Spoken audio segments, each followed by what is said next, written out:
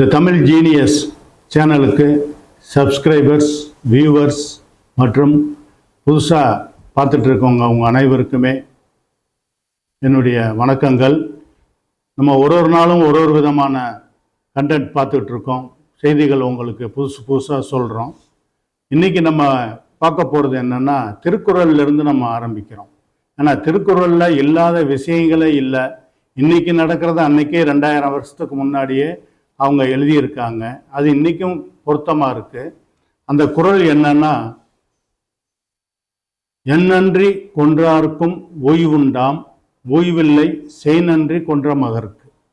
இதோடைய அர்த்தம் என்னன்னா, எந்த நன்றியை கொன்றவர்களுக்கு ஓய்வு இருக்குது. சின்ன சின்ன இது ஒரு பிச்சைக்காரர் ஒருத்தருக்கு பணம் போடுறாரு, அதை பற்றி அந்த பிச்சைக்காரர் மறந்துடுறாரு.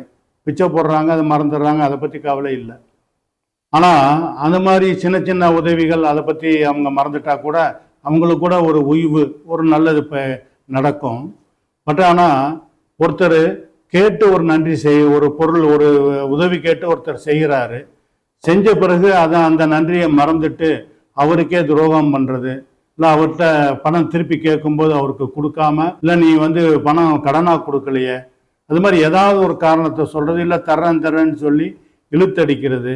இது மாதிரி அந்த கொடுத்த நேரத்துக்கு கொடுக்குற அந்த உதவியை மறந்துட்டு அதை அந்த பணத்தை திருப்பி கொடுக்காம இருக்கிறதுக்கு எத்தனையோ வழிமுறைகள் அவங்க உங்களுக்கு சால்ஜாப் சொல்லிக்கிட்டே இருப்பாங்க. அதாவது தவணைகள் சொல்லுவாங்க, நிறைவேற்ற மாட்டாங்க. அது நண்பனாக இருக்கலாம், இல்லை அறிமுகமாகி 2 நாள் 3 நாள் அறிமுகமானாலாக இருக்கலாம், பல வருடங்கள் பழகுனவங்களாக இருக்கலாம். ஆனால் அந்த பல வருடங்கள் அவங்க பழகுனது எதுக்குன்னு சொன்னால், நம்ம உங்ககிட்ட இருந்து ஏதாவது ஒரு பொருளை வாங்கிக்கிட்டே இருக்கணும் அப்படிங்கிற மாதிரியான ஆட்கள் இருக்காங்க. அதை பற்றி நம்ம விழிப்பாக இருக்கணுங்கிறதுக்கு தான் இந்த பதிவு. இது மாதிரி ஒரு நிகழ்ச்சி என்னன்னா, அவர் ஒரு தையல் தொழிலாளி, இன்னொருத்தர் ஒரு பெரிய அந்தஸ்தில் பெரிய அளவில் இருக்கார். அவர்கிட்ட இவர் ஃப்ரெண்ட்ஷிப் வைக்க வேண்டிய அவசியம் இல்லை. போகும்போது வரும்போது அவருக்கு பார்த்து பழகியிருக்காங்க. அப்போ அவர் ஏதாவது ஒரு அவசரத்துக்குன்னா இவங்ககிட்ட பணம் கேட்பாரு, இவரும் கொடுப்பாரு. அது மாதிரி ஒரு சூழ்நிலையில் அவர் தம்பிக்கு ஏதோ ஆக்சிடென்ட் ஆச்சுன்னு விடிய காலம் ஒரு 5 மணிக்கு ஒரு 5000 ரூபா பணம் வேணும்னு கேட்குறாரு. இவர் உடனே கொடுத்தாரு. திருப்பி கொஞ்ச நாள் கழித்து திருப்பி கேட்டு அந்த பணத்தை கொடுத்தாரு.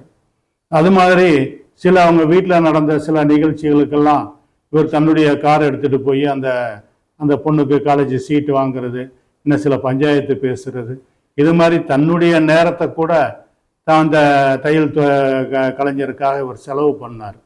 ஆனால் அதையும் கூட நினைக்கல. கடைசியில் ஒரு நிகழ்ச்சி என்னன்னா, அவங்க ஒரு 10 வருஷம் 15 வருஷத்துக்கு முன்னாடி ஒரு வீடு கட்டுறாங்க. இடம் வாங்கும்போது இவர் ஹெல்ப் பண்ணியிருக்காரு. அவங்க அந்த இடத்துல வீடு கட்டுறாங்க. கட்டும்போது இவங்க அந்த வீடு கட்டுறதுக்கு சில பேர்கிட்ட பணம் வாங்குறாங்க. ஒரு தெரிஞ்ச மெடிக்கல் ரெப்புக்கிட்ட பணம் வாங்குறாங்க. இந்த மாதிரி வாங்கும்போது இவர்கிட்டையும் பணம் கேட்குறார். வீடு கட்டணும், ஒரு 60,000 கொடு, 80,000 கொடுன்னு சொல்லி, வீட்டு வேலை ஆகுது அப்படின்னு. இவர் இல்லைப்பா என்னால் முடியாது, எனக்கு இப்போ கொஞ்சம் சிரமமாக இருக்கும்போது அவரோட ஒய்ஃப் ஃபோன் பண்ணி, அண்ணா இது பணம் கொடுங்கண்ணா, நான் 1 மாதத்தில் சீட்டு போட்டு உங்களுக்கு நான் பணம் கொடுத்துட்றேன் அப்படிங்கும்போது, சரி அவருடைய மனைவி கேட்டாங்க, சரி கொடுத்துருவாங்கன்ற நம்பிக்கையில் இவர் கொடுக்குறாரு. ஆனால் கொடுத்ததுக்கு பிறகு அவருடைய நடவடிக்கையே மாறிடுது.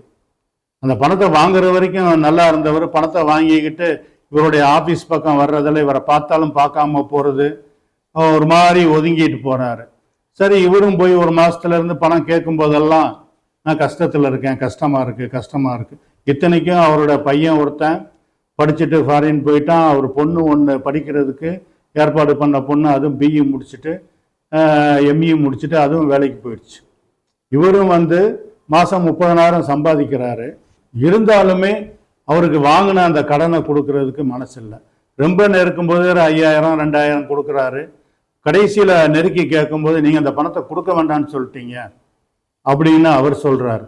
இவர் அந்த மாதிரி கொடுக்க வேண்டான்னு சொல்கிறதுக்கு வாய்ப்பே இல்லை. அவர் கேட்டுக்கிட்டே இருக்காரு. அவர் இந்த தர்றேன் அந்த தரேன்னு இழுக்கடிச்சிட்டு ஒரு சூழ்நிலையில் நீங்கள் பணத்தை கொடுக்க வேண்டான்னு சொல்லிட்டீங்கன்னு சொல்கிறாரு. இவர் உடனே அவருடைய ஒய்ஃபுக்கு ஒரு வாரம் கழித்து ஃபோன் பண்ணும்போது அவருடைய ஒய்ஃப் என்ன சொல்கிறாங்கன்னா, அப்பயே அவர்கிட்ட பணத்தை கொடுத்துட்டானே அப்படின்னு அந்த அம்மா சொல்லுது. இப்போ இப்போ இதில் வந்து என்னன்னா இவர் ஏமாற்றப்பட்டார். நண்பன் நினைச்சாரு, கேட்ட நேரம்லாம் பேங்க் மாதிரி பணம் கொடுத்தாரு. அந்த தையல் கலைஞருக்கு தீபாவளி வந்துட்டா தனக்கு எல்லாருக்கும் சேர்த்து ஒரு 10 சட்டை தீபாவளிக்கு எடுத்து கொடுத்து தைக்க சொல்லி 5000 ரூபாய் பில்லு கொடுப்பார். 5000 6000 பில்லு நண்பனுக்கு உதவி பண்ணுறன்ற கண்டிஷனில் அவர் செஞ்சார். பட் ஆனால் வீடு கட்டுறதுக்குன்னு கொடுத்த பணத்தை இவர் எழுதி வாங்காமல், வட்டியும் கிடையாது, அந்த பணத்தை வந்து கொடுத்தார் ஃப்ரீயாக. இதே மாதிரி நிறைய பேர் பண்ணுறாங்க. ஒருத்தர் பணம் கேட்குறாங்க, நம்பிக்கையின் பேரில் கொடுக்குறாங்க, லட்சக்கணக்கில் கொடுக்குறாங்க. சில பேர் அதை உணர்ந்து திருப்பி தர்றாங்க. சில பேருக்கு நீ எப்போ கொடுத்தன்ற மாதிரி கேட்குற ஆட்களும் இருக்காங்க. இதனால் நம்ம எல்லாரும் புரிஞ்சிக்க வேண்டியது, ஒருத்தருக்கு நீங்கள் பணம் உதவி பண்ணுறது தவறு இல்லை, ஆனால் இன்னொருத்தரை வச்சு கொடுக்கணும். அல்லது எழுதி வாங்கிக்கிட்டு இந்த தேதியில் நான் பணம் வாங்கிட்டேன், இந்த தேதியில் தர்றேன். இது அந்த நேரத்தில் கடினமாக தான் இருக்கும். நம்ம நட்பாக பழகுறோம், நண்பன்கிட்ட போய் இதை எழுதி வாங்குறதா அப்படின்னு நீங்கள் நினச்சிங்கன்னா அந்த பணத்தை மறந்துடுற மாதிரி இருக்கும். சில பேர் அதை வந்து ஒழுங்காக திருப்பி கொடுக்கலாம். ஆனால் பல பேர் இதை வந்து திருப்பி கொடுக்கறது இல்லை. கேட்டால் உங்களுக்கு பகை. இன்னைக்கு அந்த நண்பர் பேசுறது இல்லை. அதான் அவர் சொல்றார். இந்த பணம்னு என்னைக்கு கேட்க ஆரம்பிச்சாரோ அன்னையிலிருந்து அந்த நண்பனா நினைச்சவர், அந்த தையர் கலைஞர் எல்லாமே மாறிடுச்சு. அவர் இந்த பக்கமே வர்றதில்லை, இவரை கண்டுக்கிறதில்ல, இவர்கிட்ட பேசுறதில்ல. அந்த குடும்பமே இந்த பணம் கேட்டதுனால விலகி போயிடுச்சு. இதுதான் நடந்த உண்மை. அதனால பணம் கொடுக்கல் வாங்கல்ல கண்டிப்பாக எல்லாருமே ஒரு சின்ன சீட்லையாவது எழுதி வாங்கிக்கணும். அதை பணம் கரெக்டாக அந்த நேரத்தில் கொடுத்தா கரெக்டாக கேட்கணும், வாங்கணும். அது மாதிரி ஆட்களுக்கு கொடுங்க. இது மாதிரி ஏமாத்துறவங்க நிறைய பேர் இருக்காங்க. எழுத்து மூலமாக எழுதி வாங்கிட்டு கரெக்டாக பார்த்து கொடுங்க. ஏன்னா கொடுத்திட்டீங்கன்னா திருப்பி உங்கள்கிட்ட பணம் வர்றதுக்கு வாய்ப்பு 100க்கு 90% வராது. இது மாதிரி தான் நான் பார்த்தது.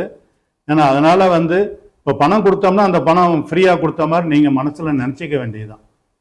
நீங்கள் கஷ்டப்பட்டு உழைக்கிறீங்க, பணம் சம்பாதிக்கிறீங்க, அதை நல்ல வழியில் நீங்கள் சேர்த்து வைங்க, உங்களுக்கான செலவுகளை பண்ணுங்க. நண்பன் நினச்சிட்டு அவன் துரோகியாக மாறுறதுக்கு காரணம் இந்த பணம்.